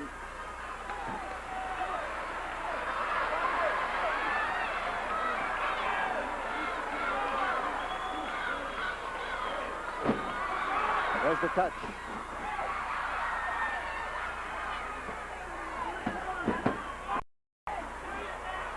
So, with Fulton down, Rogers in the ring trying to protect him. Dundee uncorking some of that vicious footwork that he can do so well. He comes up now with a twisting arm lock to try to get Fulton off the canvas, and the crowd here is literally trying to lift Fulton by the staccato beat of their applause. And as he rises up, he's held in a two-handed grip. He is trying to twist his way out. There was a hedge one out there and struck him right alongside the jaw. And around again, a driving foot in the in the midsection. Fulton's in trouble. He's had some staggering blows.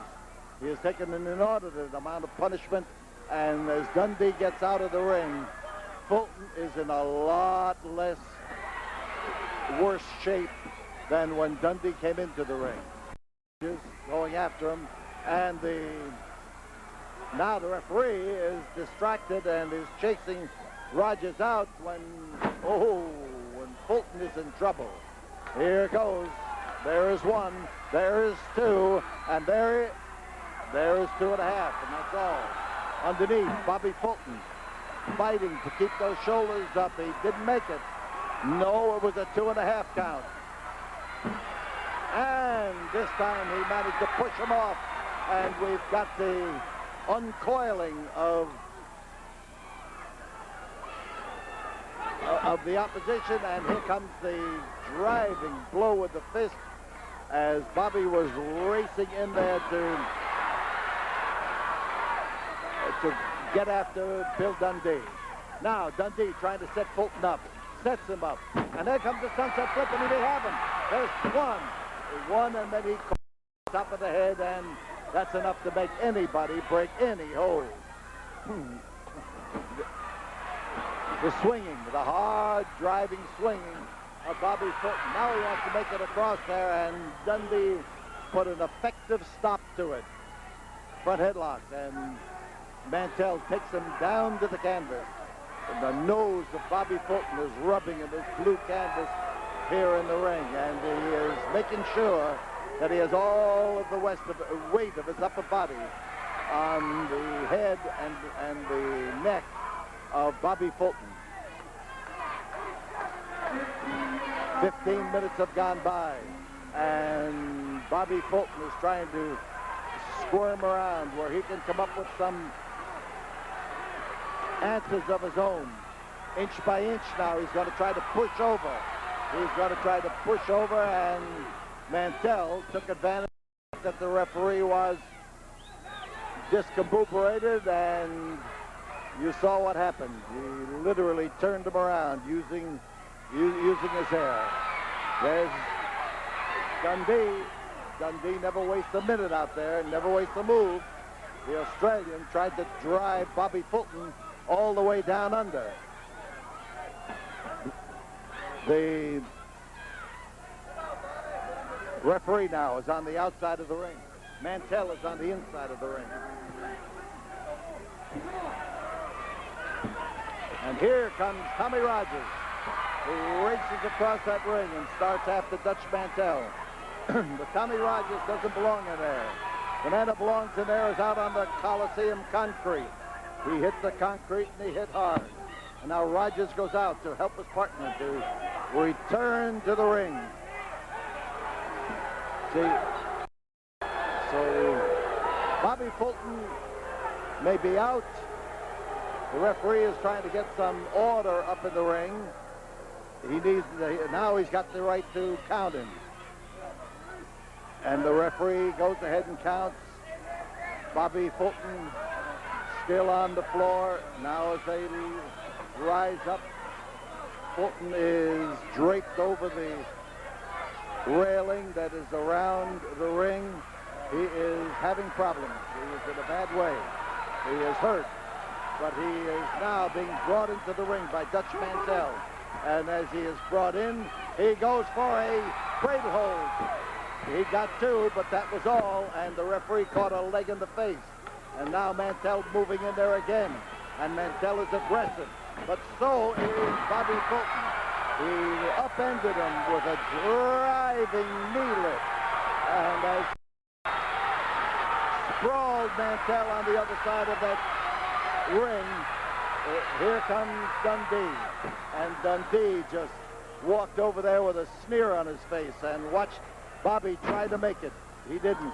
Here's Dundee coming off that second rope. He's through the air, and that's all. Oh, man, I'll tell you, this crowd is literally worn out. This has been a non-stop and a crashing, tremendous effort by the Fantastics and their opposition, Mantell and Dundee. they go driving across the ring, smashing into each other as Tommy Rogers is in the ring working on Mantell, and the blonde hair of Bobby flies all around the ring as he starts pummeling Dundee. Over the top rope and down on the floor goes Tommy Rogers. Here comes Dutch Mantell going after Bobby Fulton. There goes the referee. Oh, man, he was third man. He was third man in the line, and he caught that brunt of that, and he went flying out of that ring. That's a tough blow for a wrestler to take, much less a referee. And through the air, and on top of Tommy Rogers. There it is.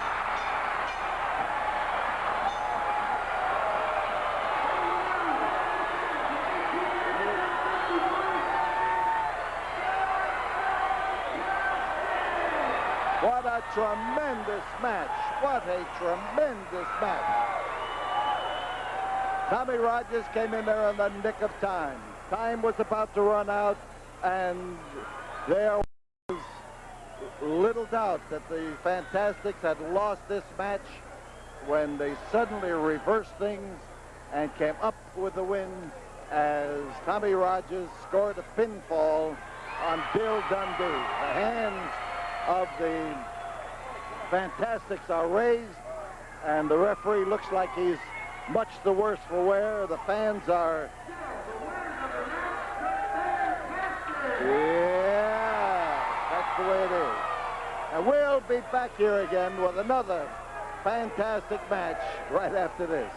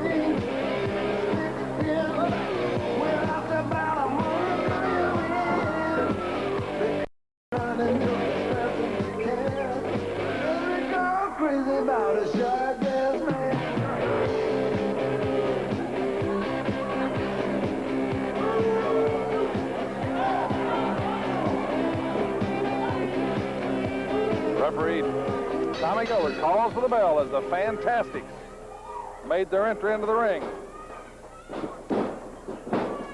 These youngsters are really fireman's carry there. Tommy Rogers, standing fireman's carry. I've not seen that many times. This is a fast, active team. Of course, lately they've just thrilled my heart as I've watched them get into it with Superstar Bill Dundee, and Dutch Mantell. That's a fast action match. Got him from the predicament. He kicks out. Oh, Jerry Gray almost went to the light. Pat Rose hip toss. Body slam. This is extremely fast. The fans love them. The young girls love them. I tell you, some of the guys in the audience oftentimes boo these guys, I think, because they're jealous because they're such good athletes, but they're also good looking. And I think when the girls all go for them, it gives a few of those guys a little bit of problem in dealing with their own egos. But these are dynamite young kids. Their personal appearances everywhere. Foley's in Houston, the soundtrack in Oklahoma City, Tulsa, the different places have just been dynamic. Wrestling's in a new era. Hacksaw Duggan has become a tremendous personality outside the ring as well as in, headlining such cards as Dog Patch USA, of course, with so many places around the country, and they have really packed the places they've appeared. These youngsters on the quest to the Mid-South Tag Team titles, but they've got Superstar Bill Dundee in an ego trip that he's really trying to bring them down because he says they've stole his style. I never heard of anybody being able to patent a style. And of course, they caused Dundee to get beat by a midget. Then they dressed the midget up in Dundee's hot pink, and he is just livid. He says that outfit is so expensive that he's going to file felony charges on that midget if he can ever catch him and get his hot pink suit back. He's boiling, Bill, and now Pat Rose on the attack against Tommy Rogers. It's that elbow. Pat Rose. Tommy powers out. Tommy is so wiry. I mean, he's got his muscles just seem like they're tensed at all times. He's so packed, so powerful. Jerry Gray in, delivering a lot of punishment to Tommy. Jerry Gray drop kicks. Got Tommy in a predicament. 1, 2. Tommy powers out. Tommy Gilbert. Saying that count. Tommy Gilbert firing back. Tommy Rogers. I'm getting confused on the name.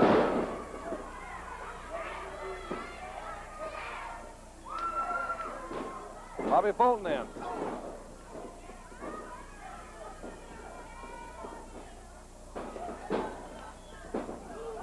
Wow, did he skyway Pat Rose. And that's legal. It's off the second rope. 1, 2, 3. Legal teamwork and a victory for the Fantastics, Bobby Fulton and Tommy Rogers. We'll return. A bounty match, Hacksaw Jim Duggan versus the one-man gang after this word from the exciting Mid-South Wrestling Television Network. This match is one we've all been waiting for, a bounty match. That means it doesn't really make any difference who wins or loses, that there's been some money paid to injure somebody. Duggan after Akbar. The one-man gang. This match just got off to a Donnybrook right away. The one-man gang, like I say, it doesn't make any difference about winning and losing. If you're in a bounty match, you're paid to hurt somebody. And the one-man gang, Chicago, a big powerhouse. Part of Devastation Incorporated that Skandor Akbar has hired him from Gary Hart to come here today to fulfill a mission. It's a very hard match to officiate. As you can see, Karl Fergie wanted both men to get in the ring. I don't think you're going to get a lot of law and order in a situation with these two. I think it's just going to be up to how much can Karl Fergie withstand before he makes a decision based on the rules, because these guys, they're not going to be out there wrestling. They're not going to be taking each other down and stuff. They're going to go out there for, it's just a battle of survival.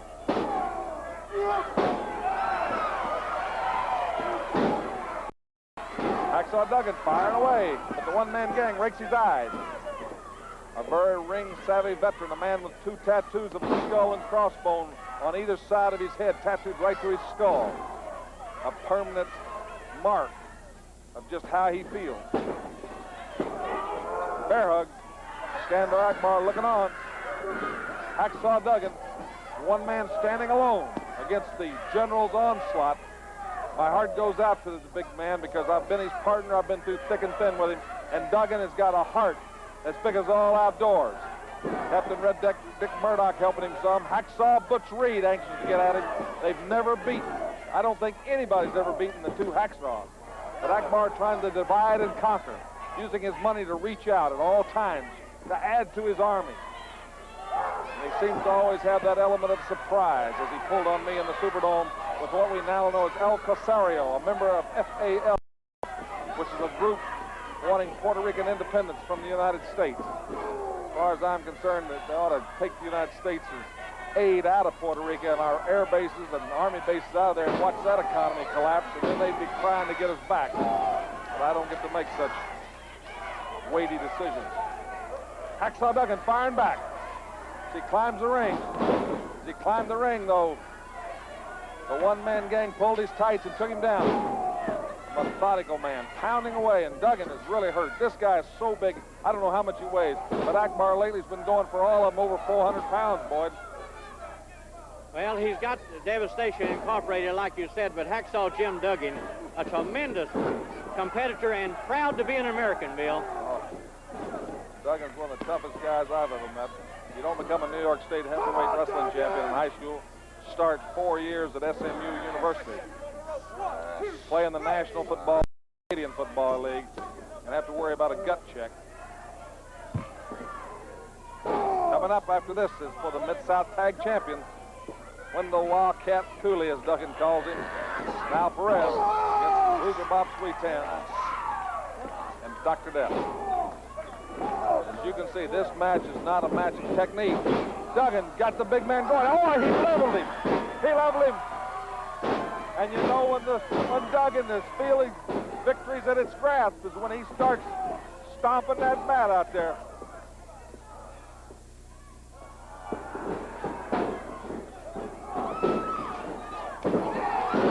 Duggan speared that big, huge man. He speared. Akbar hit him with that whip. Duggan's going for him. Duggan trying to get at Akbar. That's what you got to get up. He's got the chain. He's got the chain. He's got the the one chain. Man gang got that chain. He's got 10 feet of chain. The referee called it for the disqualification, but like I said, nobody cares. It's a bounty match. He's out there trying to injure Hacksaw Duggan. He's got him in the chain around the throat. Hacksaw Jim Duggan in a lot of trouble. He's hanging there. Duggan's got his feet to the floor. Duggan's climbing up. Referee trying to stop the one-man gang. Duggan's climbing that rope. I'm telling you, Duggan would never quit with a disqualification, but that doesn't mean anything. This is for survival. As Duggan hits him that forearm smash that made him an All-American lineman. Akbar looking on. Duggan's got that chain. Oh, he whips the rib. And he got Akbar. I'm telling you, Hacksaw Jim Duggan, he'll lay it to you.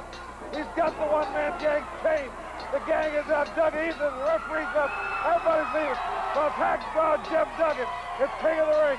He's chain and he's walking tall. Gained the victory, and we'll be back. The Mid-South Tag Team title, Dr. Death Steve Williams and Bruiser Bob Sweetan defending against Al Perez and Wendell Cooley after this message from Mid-South Wrestling. Start this very important Mid-South Tag Team title matchup.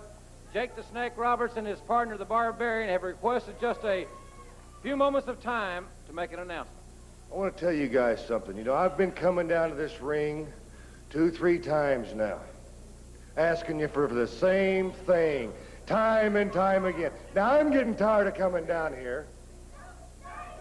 I'm getting real tired of coming down here. And all I wanted you to do was to put the titles up here on television where everybody could see it and there wouldn't be any excuses from either side. Now, Steve Williams, you're a big OU star and such a stud. Why don't you back some of this stuff up, my man? And Sweetan, you pulled your stuff in the dome, and since Ted DiBiase... We beat you 1, 2, 3 in the Superdome, Jake. What else do you want? We're the champions, just like we told you.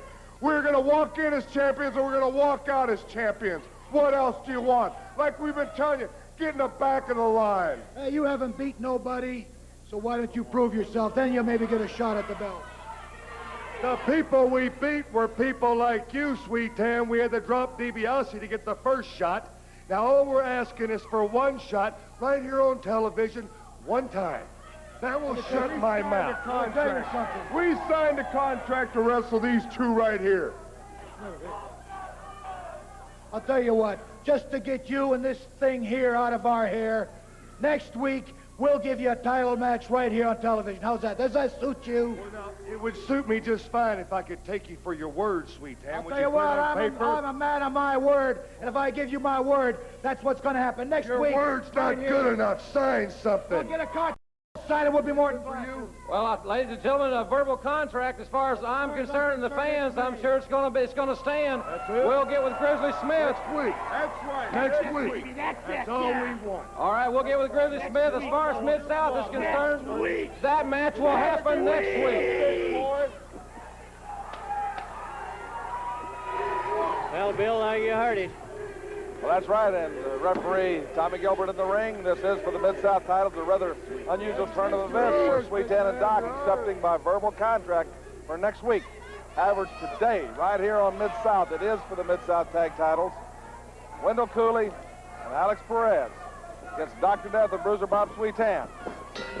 One fall or television time remaining. We've got standby matches waiting. Takedown by Al Perez. Dr. Death, a four-time All-American, tries to sit up, but Perez blocking him. Back up, even. I've never seen any man, ever, that could ride Dr. Death and keep him down. Even the world's champion, Bruce Baumgartner, gold medal winner at the Olympics, only beat Dr. Death 3-1. Ed Bannock, Lou Bannock, excuse me, who won the gold medal at 220 at the Olympics. Dr. Death beat him his senior year at Iowa State in the semifinals of the national tournament. So Doc can walk tall when it comes to skill and technique. He'd much rather just come and steamroll over you, though. Collar and elbow. Oh! He dropped Al Perez.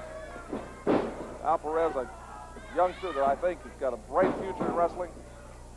Quiet. Dark and mysterious. Wendell Cooley, a kid with a lot of heart. What a great opportunity here today. Wendell's fought real hard. He hasn't beat a lot of people, but he's sure been in there giving it 100%. And Dr. Death trying to there with Al Perez to keep him from tagging in Wendell Cooley, Bill. Tag is made. Cooley behind Al Perez. I don't think Doc saw the tag. Oh, tremendous move. Double drop kick. Sweet Tan and Dr. Death out on the floor. And boy, at this time, due to commercial commitments, we're forced to break away, but I think you've instructed Oral Link to keep the cameras running. Right, in case there's a decision, you'll see it. So we'll be right back. On the air, as you can see, this Mid-South Tag title match is still in progress. Bruiser Bob Sweet Tan, the man brought in to the Superdome inside the steel cage. No disqualification. Jake the Snake, the Barbarian against Dr. Death and Ted DiBiase, the man brought in to be the official who in that bout double-crossed Jake the Snake and the Barbarian and helped DiBiase and Dr. Death retain the title. He is now in the abdominal stretch, standing abdominal stretch. He's so short and squat and stocky. Weighs in excess of 300 pounds, and Cooley couldn't keep the leg locked in, and Sweet Tan, an experienced man, former Brass Knucks champion and North American title holder, hip-tossed him out. But this young team going for the gold. Everything to gain and nothing to lose. Keep tagging that fresh man in.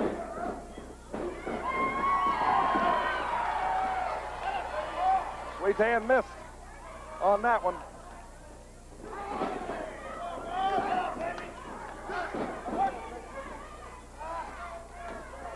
Tag is made.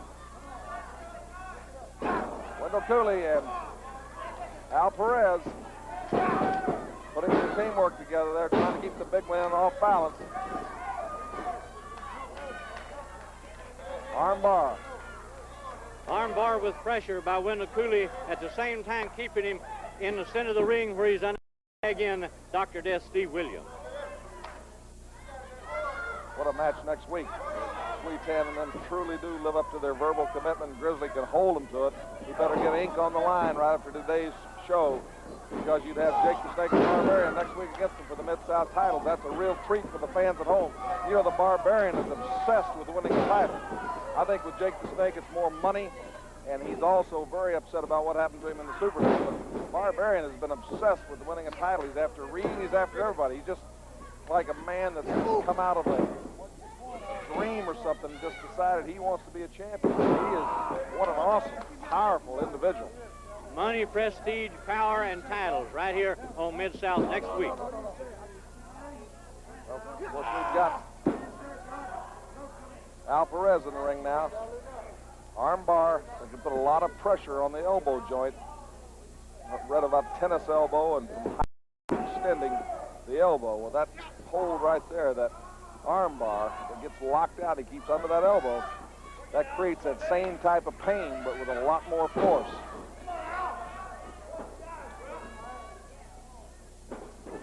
Arm whip in the turnbuckle. Here comes Doc. Took that charge that made him a starting guard at the University of Oklahoma, but Al Perez got out of the way. Al Perez from Tampa, Florida, tagging in his partner from San Antonio, Wendell Cooley.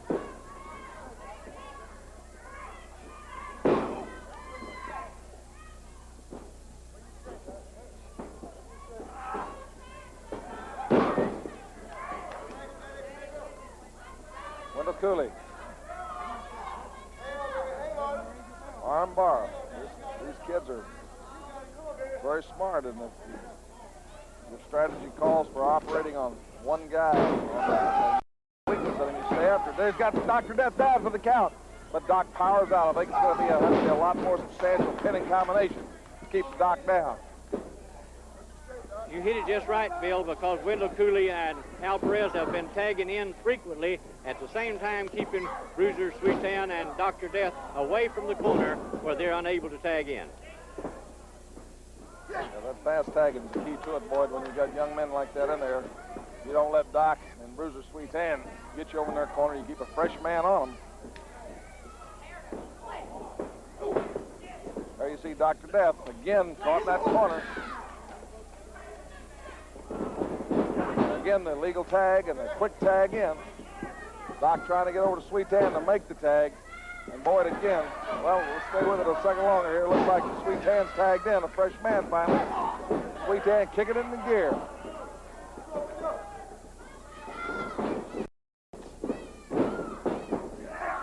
Head scissor. Slide head scissor. Japanese arm drag. Wendell Cooley showing just how quick he is. I think he's geared to the ceiling for this one. This is the biggest chance he's ever had. Sweetan driving that knee. Boyd, we're going to be forced again to pull away for a commercial commitment. However, I know you've instructed Oral Link to stay with it. Stay with it all the way. Any kind of decision, we'll be able to see it. We'll return in just a moment. This match for the Mid-South Tag Team titles has been a grueling match, something we've not seen in a long time on Mid-South. We've been through 2 commercial commitments, and these men still in the ring, still battling them. I think Sweetan and Dr. Death was so confident that they would never dream they'd be pushed to the wall by this young team. This often happens. The old pros get overconfident. It happened the other day in a tennis match. The #1 seed had to fight his life off for over 4 hours just to stay in the first round. So oftentimes this happens, and these youngsters with everything to gain and nothing to lose have been valiant in their efforts thus far, but Dr. Death with that front face lock and Sweetan with that about 315 pounds on that short, stocky frame, looks like they're starting to wear him down. But Al Perez, like a cage lion, pacing out there, and the crowd, I think, now is finally starting to get behind these young men. I think the crowd, too, thought that they were going to be just a couple of more examples on the sacrificial block for Dr. Death and Bruiser Sweetan, and we've seen something. Can't remember when the last time we saw it here on Mid-South, where it's gone through 2 commercial breaks, and these youngsters are still at it. Now Sweetan starting to try to distract the referee, shows a little bit of desperation possibly setting in the champions. They thought that this would be kind of a cakewalk.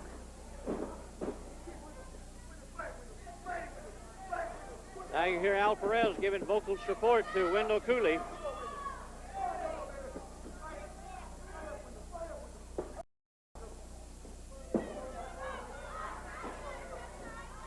Front face lock. That's a grueling hold because the man on top, you're supporting his weight, his strength. There's very few outs on it. He can hold you there. He can lean on you. He can cut off your oxygen supply. And if you're a little bit shady, as far as the rules go, you can slip it up on the carotid and make it almost a stranglehold or a blood choke. Cooley fighting for his life out there with Dr. Death. It's Dr. Death, a man in tremendous condition. Barry Switzer said if he'd had Doc in that kind of condition when he was at the University of Oklahoma, that it would have just been unbelievable what all he'd done, and he already rewrote many record books. Doc is in the best shape of his life. Peeled off some 45 pounds. And you can see that condition starting to tell as Wendell Cooley in that front face lock. Doc like a pit bull terrier that once they get that hold, and that hold is a successful hold, they'll just sit there and shake you with you, drive it, keep it on you. And it almost becomes frustrating. And then it becomes disheartening when you can't get away. And about the time the referee breaks it, the quick legal kicks with the flat of the foot and tags in Sweet Tan. And like I say, this man, a well-experienced veteran, a former Brass Knucks champion. And he's really punishing Wendell Cooley. He is really punishing him. And again, back to that front face lock. They found a way to let that weight take its advantage, especially Sweet Tan, is short, stocky. It's hard to get under him. It's hard to switch your hips. You've got to change levels and get your hips under him. But he's so low to the ground. Wow! Cooley elevated him in a standing suplex. Wendell Cooley got him in a standing suplex. He broke the front face lock. He broke the hold. Wendell Cooley needs to tag his partner. Sweet Tan getting up. Sweet Tan bowling him over. It's like getting hit with that short, squatty body, like getting hit with a Mack truck. Sweet Tan panning away on Wendell Cooley. They don't want to let him get to Al Perez because Perez has had time to regain his precious supply of oxygen. And Perez, so dangerous with that belly-to-back suplex. I've seen him beat people, and it doesn't take much time, much like Magnum TA. That suplex is so quick. If he hits you with it, it only takes 3 seconds for that referee to count. It's all over. The crowd cheering for Wendell Cooley now. This crowd finally realizes what a game effort by these underdogs. The crowd is finally appreciating just how hard these young kids have given it their all. Sweet Tan panicking. He's taking risk and liberty over there to try to end Wendell Cooley. They're starting to double team on him. Driving that elbow into his larynx area. Crushing that windpipe, trying to shut that oxygen down.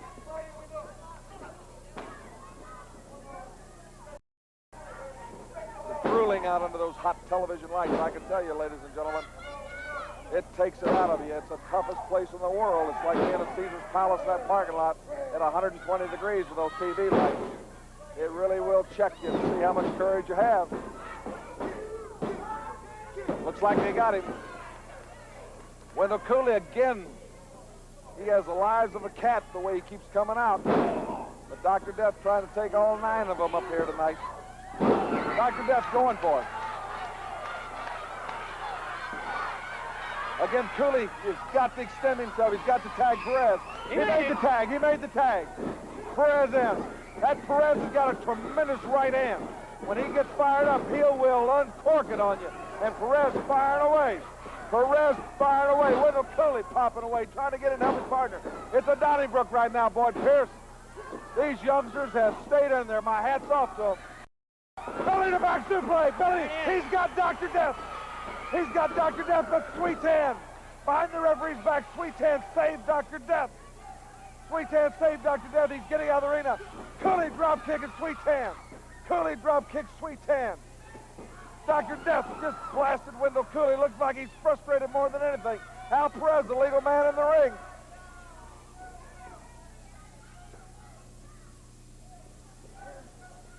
Dr. Death setting Al Perez up and going for the... Al Perez caught him with an elbow. Dr. Death was going for the stampede, but Al Perez caught him. Sweet Tan now going over on Perez. They're fighting.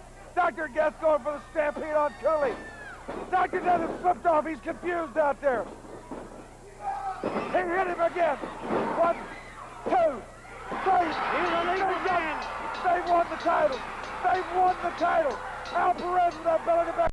They won the Mid-South Tag Team title. They won the title. This place is pandemonium. They can't believe it. Listen to the They fans. can't believe it. They can't believe it. Listen to these fans here as the new Mid-South Tag Team Champions Al Perez and Wendell Cooley. New Mid-South Tag Champions. Boy, I'll tell you, I don't believe it. I didn't think it would happen. But it can happen any time, any place. It only takes 3 seconds, and you can become a star. And carrying those belts out of the ring proudly. We have time now, and the next match will be for the Mid-South Television Champions, Hacksaw Butch Reed versus the Nightmare. After this word from the Mid-South Wrestling Television Network. We lead into the role of a ring announcer here today on Mid-South in order to have them right in the ring, ready to give you folks at home more time, more wrestling time. South, we're trying an experiment. We'll try it for a few shows. You write us and tell us how you like it, whether you'd rather have us go back to introducing them from the ring or spend that time wrestling. Collar and elbow, the Nightmare, a powerful man. Managed by Sir Oliver Humperdinck. One fall of 15 minutes. Butch Reed, an awesome individual. Hacksaw Butch Reed, a man who took Ric Flair, the world champion, to the limit in the Superdome. And Flair has made it public. He wants no more of Butch Reed. Wants no more of Butch Reed. But Butch Reed has said he's going to be the first black world's champion in the history of wrestling. And I believe it. I think he's one of the greatest athletes I've ever seen. A man with a lot of courage. Never gives up, never quits, never gets down. Got it in the guts then. However, there's a problem. Dick Murdoch is North American champion. Theoretically is the #1 contender for the world's heavyweight title. And Dick Murdoch, a proud man and a tough man and a great athlete. What a confrontation this could be if Ric Flair, and I've heard he's already trying to set those wheels in motion, could get Butch and Dick to hooking up to see who truly is going to be against Ric Flair. Ric Flair, a master at playing one man against the other in order to keep himself out of that conflict and protect the coveted world's heavyweight title. Well, right now, Butch Reed's got a fight on his hands for the television title.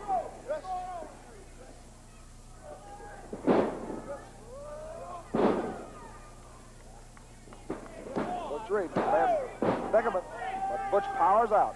A great champion. The only man I know to ever make JYD, the Junkyard Dog, actually have to wonder about his Butch Reed and his tenacity. He's been down, he's had knee operations, but he doesn't ever give up. We had another great television champion, the Snowman, fine athlete, terrific athlete. But he was injured, we've not heard from him, we don't know where he is. That's the reason we haven't given you any information as to where to write him. We thought he would be back, but sometimes guys get under pressure. I just don't feel the pressure's worth it. But Hacksaw Butch Reed, I guarantee you, you're not going to pressure him into quitting. Standing toe-to-toe there, these men exchanging it. Brother, when guys this size tee up and exchange it, it's heavy metal.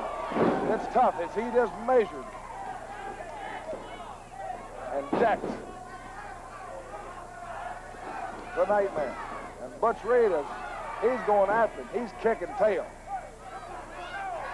Got him in the corner. Karl Fergie puts him back. That's right. You got to. Oh, Humperdinck! Humperdinck has just handed the Nightmare, and the Nightmare has inserted his mask. Fergie trying to break it. Reed was warning him, but he drove him back quickly before Fergie could test it, check it. And the Nightmare has really headbutt with whatever he's got in there, and a headbutt's a vicious weapon anyway. There he goes for the power driver. This could be it. The Nightmare could end up, but Butch Reed is fighting. Butch Reed fighting. Butch Reed powered out. Look at that, Bill. Butch Reed powered out. Even stunned. This man on reaction alone, that's what made him a great All-American, Northeastern Oklahoma A&M and Central Missouri College, and later with the Kansas City Chiefs. And he's taking it to him, taking it to the limit. We've seen some men extend themselves today. Butch Reed, he's caught him. 1, 2, 3, Butch Reed retains the Mid-South television title.